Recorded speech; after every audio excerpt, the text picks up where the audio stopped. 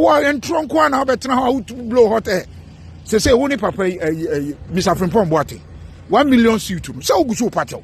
Maybe Opa Becan, I don't know how Mecan wants in you. Last we throw challenge amount. Suffering from what? Men me throw challenge, but I know a lot. Me throw challenge amount. I don't know how Mecan wants. I don't know so case in a Polado Mochi, Obe Patio. I don't know Obe Jina Hoya so patio. So now who evidence? Why were you begging now? Come on.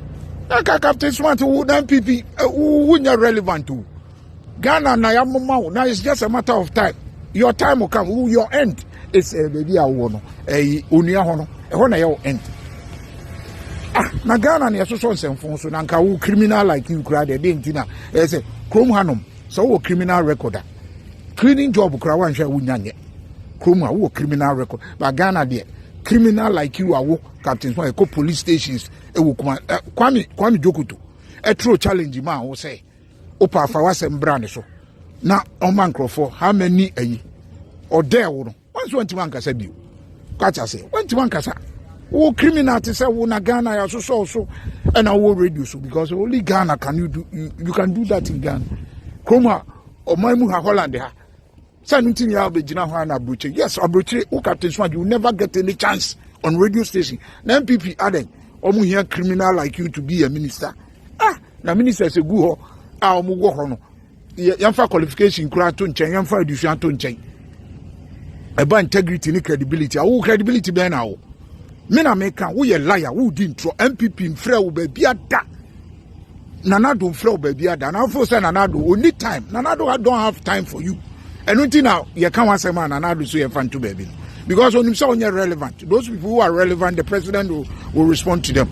Now irrelevant person crowd and president crowd will still time. I'll put on. Now who Captain Smart, come on. I don't MPP a cheap sir. MPP nye cheap. And this in our country are fine. And MPP. Must say BBI come on. So Captain Smart we pa kwakasa. Hey. And I think it's a your program and I walk as I say I'm for say BB no pay or MPP who are when Ntina or sorry or criticizing MPP na ono MPP man no appointment me but chieftaincy and no upgrade some man appointment ministerial appointment from Nanado and he rejected it. Hey Captain Smart, me Kofi me I'm saying on authority and I know what I'm talking about.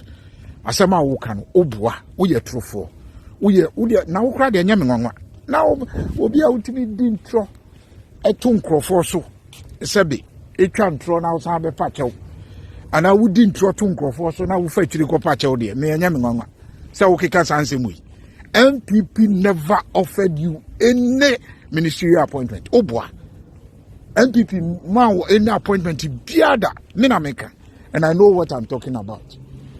Na MPP more appointment say who ye hwan captain na the MPP mo ni pata sabi omo eboa MPP and say the men na MPP wa omo eye minister say wo hui hwan na wo Captain Smart unyansa kora duru omu hwan na unyansa duru MPP be ma wo appointment say wo ye de say wo ye hwan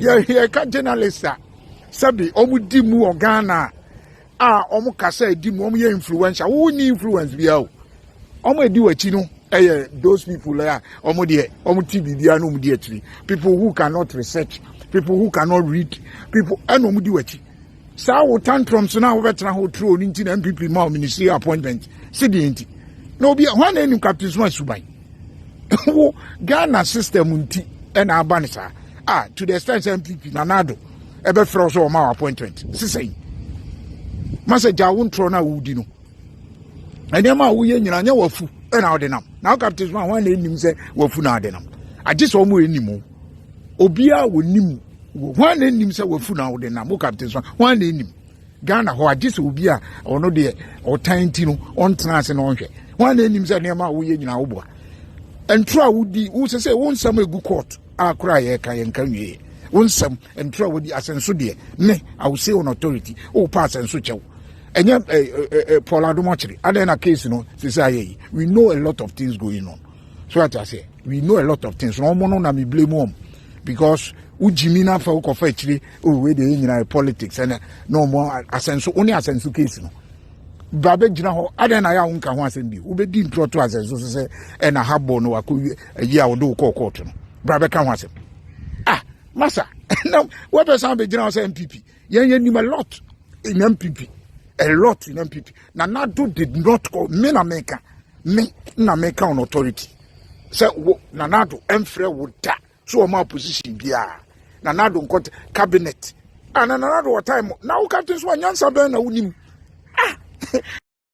na MPP nipa aboa MPP sabi won crofo if you cry na say mo position cry bi cry nya now you have a fair captain so we hwan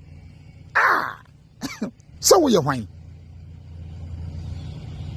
come on what the radio so sabi Ghana no na most of the youth na da bia meka no bebre adwen wo fom it wo tronko an wudi wo case a good court captain smart case defamation suit a good court no minuanom enya sem ketwa na senso de ne na eme ya sansenso nim na de che no a ebe eme ya pa that take creative space now anka wunya kwan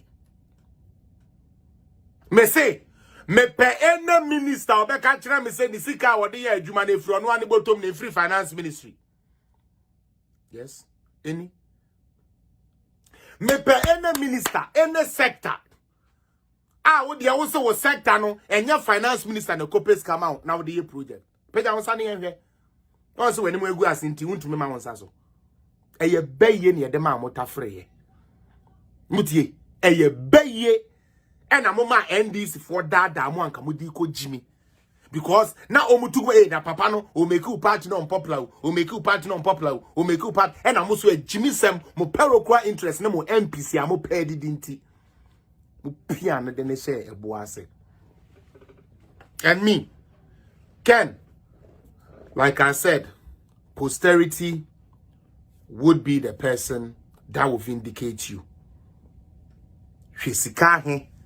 Papa we releasing every year.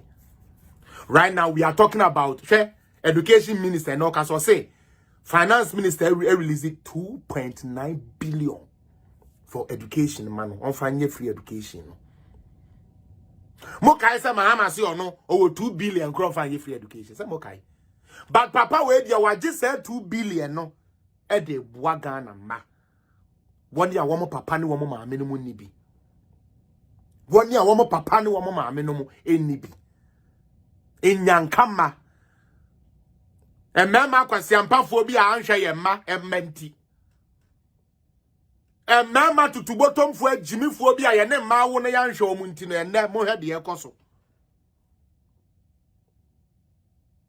But papa show best school. Waman eduane. Waman textbooks amana tade amane mpaboa. Na wabeka kire me say sa gari olonka mienu. Sardine miensa. Sitono kurawa na aye ni fie. Anaso obeko hema we je ono akwaje ayi. Sebe kese ne baako. Ene abonkuruwa. Kese beka se MPP ni wonya na wo de ade ya be wona kuno. Kese Jimmy I want you people to look at this. Honorable TK. Because the road has security implications. I am pleading